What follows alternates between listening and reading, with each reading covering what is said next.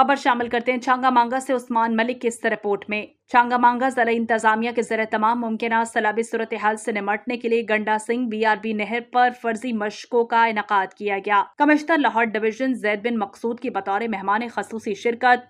इस मौके पर deputy commissioner Mohammad Arshad Bhatti, DPO Mohammad Teesta Khan, Pak army से colonel Mohammad Aqeel, district emergency officer rescue 1112 और दीगर ज़िला अफसरान की शिरकत। इस मौके पर रेस्क्यू 1112 महकमा अनहार, लाइफ स्टॉक, ज़राअत, सिविल डिफेंस, एजुकेशन, हेल्थ और दीगर महकमों की तरफ से रिलीफ कैंप लगाए गए। कमिश्नर जैद बिन मकसूद ने तमाम महकमों के रिलीफ कैंपों का दौरा किया। कमिश्नर ने सैलाब के दौरान रेस्क्यू एंड रिलीफ के लिए इस्तेमाल होने वाले आलात का मुआयना किया।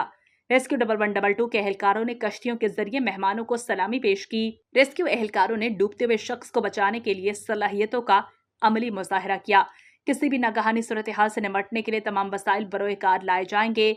किसी भी हादसे से निमटने के लिए ज़रूरी है कि तमाम इदारे मरबूत अंदाज में काम करें। हंगामी सूरत हाल में लोगों को रेस्क्यू करना और इनके मालो असबाब को महफूज करने के लिए तमाम इकदामात को बरोए कार लाया जाएगा। ऐसी मशकों के नकाद से रेस्क्यूरर्स को पेशावराना सलाहियतों के इजहार का मौका मिला है। कमिश्नर डिवीजन जैद बिन मकसूद का कहना था कि भारत के साथ मामलात शेयरिंग में इरिगेशन डिपार्टमेंट सैलाब में राब्ते में रहते हैं। मुमकिन सैलाब से मुतासरा देहात अफराद को रेस्क्यू ऑपरेशन के जरिए महफूज बनाएंगे। दरिया सतलुज सरहदी इलाकों के साथ साथ गुजरता है, जिसकी वजह से ज़्यादा अहमियत का हामिल है। अमसाल गुज़श्ता साल से भी बेहतर इंतजामात हमारी तरजीह है। सैलाब मुतासरीन की इमदाद की फराहमी को शफाफ बनाकर मुआवजा देंगे।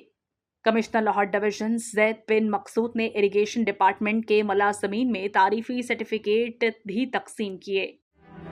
What does it take to dream, to aspire, to be better every day? It takes vision to pave the way for a better future. It takes discipline to create synergy. And it takes courage to step into the light.